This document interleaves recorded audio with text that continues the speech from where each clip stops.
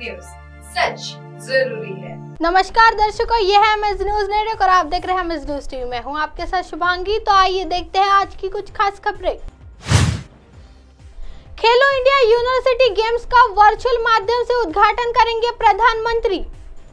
प्रधानमंत्री नरेंद्र मोदी उत्तर प्रदेश में पहली बार हो रहे खेलो इंडिया यूनिवर्सिटी गेम्स का आगामी 25 मई को वर्चुअल माध्यम से उद्घाटन करेंगे। प्रदेश के खेल निर्देशक आरपी सिंह ने मंगलवार को पीटीआई भाषा को बताया कि प्रधानमंत्री नरेंद्र मोदी आगामी 25 मई को राज्य में शुरू हो रहे खेलो इंडिया यूनिवर्सिटी गेम्स का वर्चुअल माध्यम से उद्घाटन करेंगे।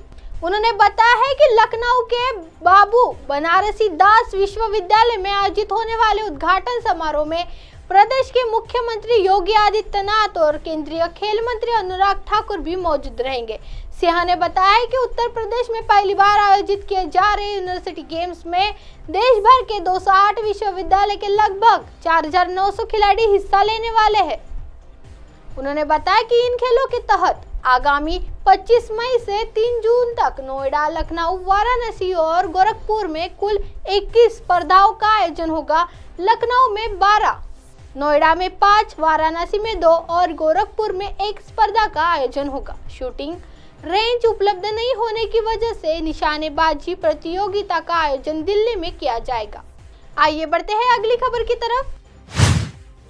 ब्रजभूषण सिंह ने पहलवानों पर लगाई गंभीर आरोप, विनेश फोगाट को बताया मंथरा। महिला पहलवानों के यौन उत्पीड़न के आरोप में घिरे भारतीय कुश्ती महासंघ के अध्यक्ष ब्रजभूषण शरण सिंह एक बार फिर प्रदर्शन कर रहे हैं पहलवानों पर। एक कार्यक्रम में उन्होंने विनेश फोगाट को मंथरा बताते हुए पहलवानों की जमकर आलोचना की। 23 अप्रैल से जंतर मंतर पर चल रहे धरने पर तंज कसते हुए ब्रजभूषण ने कहा कि पहली बार जंतर मंतर पर हजारों पहलवान आए हैं। ब्रजभूषण ने कहा कि जिस तरह मंथरा और कई ने कुछ भूमिकाएं निभाई थी, उस तरह विनेश फोगाट मेरे लिए मंथरा बनकर आई है। वह मेरे लिए मंथरा बनकर आई है। इस बार 3 पति 3 पत्नियों कोई सातवां नहीं है, लेकिन जैसे आज हम मंथरा को धन्यवाद देते हैं, कई को धन्यवाद देते हैं, वैसे ही हम विनेश फोगाट को भी कुछ दिनों बाद धन्यवाद देंगे जब पूरा रिजल्ट आएगा। बता दें कि पहलवानों की शिकायत पर ब्रजभूषण सिंह के खिलाफ 2 मामले दर्ज किए हैं। इधर ब्रजभूषण और पहलवानों के बीच लगातार वाक युद्ध जारी है। एक टीवी चैनल को दिए इंटरव्यू में ब्रजभूषण ने पहलवानों को जमकर हमला बोला। उन्होंने कहा कि देश के असली खिलाड़ी जो स्टेडियम में अभ्यास कर रहे हैं, जंतर मंतर पर बैठने वालों का खेल खत्म हो गया है। उन्होंने दावा किया है कि इनमें कोई खिलाड़ी ट्रायल भी शामिल नहीं होगा। ब्रजभूषण ने सवाल उठाया कि अगर इस तरह की घटनाएं कुश्ती संघ में हो रही है तो इन खिलाड़ियों को पहले ही शिकायत क्यों नहीं की, किसी के पास कोई सबूत क्यों नहीं है। बता दें कि ब्रजभूषण सिंह 5 जून को अयोध्या में रैली के लिए जरिए अपनी ताकत दिखाने की तैयारी में है। इस रैली में भारी भीड़ जमा होने के दावे किए जा रहे हैं। कहा जा रहा है कि रैली में देश भर के साधु संत भी जुटेंगे। रैली में झूठे आरोप लगाकर बदनाम करने वालों पर सख्त कार्रवाई के लिए मौजूदा कानून में संशोधन जैसे विषयों पर चर्चा की जाएगी। ब्रजभूषण समर्थन इसे गैर राजनीतिक रैली बता रहे हैं। आइए बढ़ते हैं अगली खबर की तरफ। बंगाल में भारी मात्रा में विस्फोटक और पटाखे जब्त।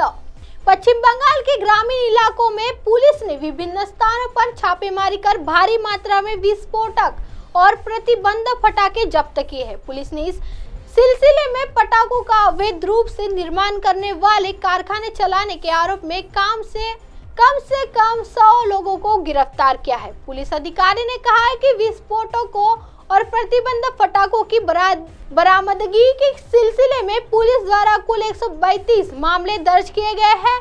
पुलिस अधिकारियों के मुताबिक सोमवार को शुरू हुई यह छापेमारी सोमवार और मंगलवार की दरमियान रात तक चली। छापेमारी मुख्य रूप से नदिया उत्तर और दक्षिण 24 परगना जिलों में विभिन्न स्थानों पर जारी रही।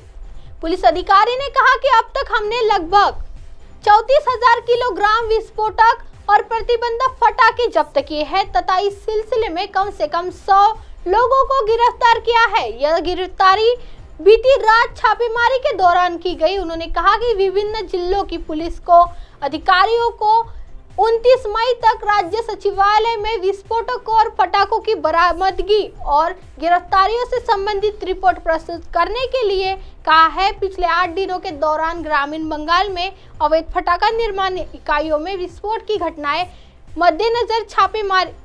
घटनाएं को मद्देनजर रखते हुए छापेमारी की गई। पश्चिम बंगाल में मालदा जिले में मंगलवार को एक गोदाम में आग लगने और बीते कुछ दिनों में विस्फोटक होने की 3 अलग-अलग घटनाएं में कम से कम 17 लोगों की मौत हो चुकी है।